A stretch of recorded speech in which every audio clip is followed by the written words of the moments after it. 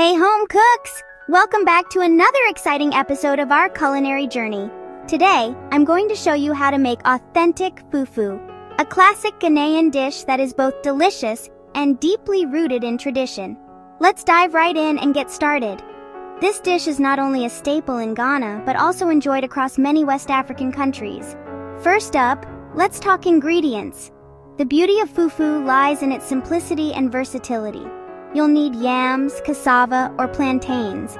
Each of these ingredients brings a unique flavor and texture to the dish. For this tutorial, I'm using yams. They are widely available and give the fufu a smooth, creamy texture. Make sure they're fresh and firm to the touch.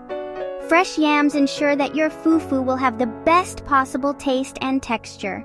You'll also need a bit of water and a pinch of salt. Now, on to the materials. These simple additions help bring out the natural flavors of the yams.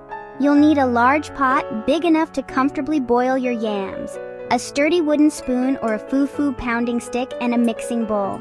These tools are essential for achieving the perfect fufu texture.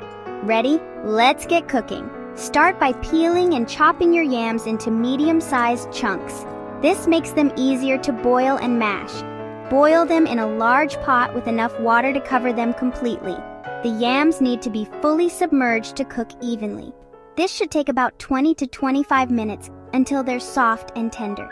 You can test their doneness by piercing them with a fork.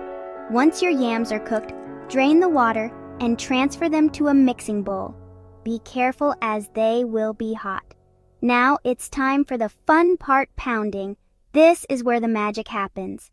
Using your wooden spoon or fufu pounding stick, start mashing the yams until you get a smooth, doughy consistency. This process is crucial for the texture of the fufu. This might take some elbow grease, but trust me, it's worth it. The more you pound, the smoother your fufu will be. Keep adding a bit of water as you go to get that perfect texture. The water helps to achieve the right consistency without making it too sticky. You want your fufu to be stretchy, but not too sticky. It should have a smooth, elastic feel to it. Once you're happy with the consistency, sprinkle a pinch of salt and give it one last mix. The salt enhances the flavor without overpowering the natural taste of the yams. And there you have it, authentic Ghanaian fufu. It's a dish that brings people together and is perfect for any occasion. Serve it with your favorite soup or stew.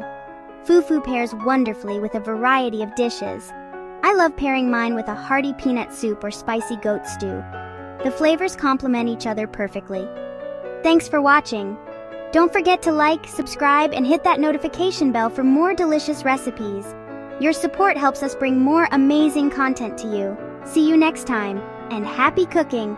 Enjoy your homemade fufu and share it with your loved ones. Thanks for watching, and I'll see you in the next video. Your enthusiasm keeps me going. Jecht DIY video signing off. Take care, everyone.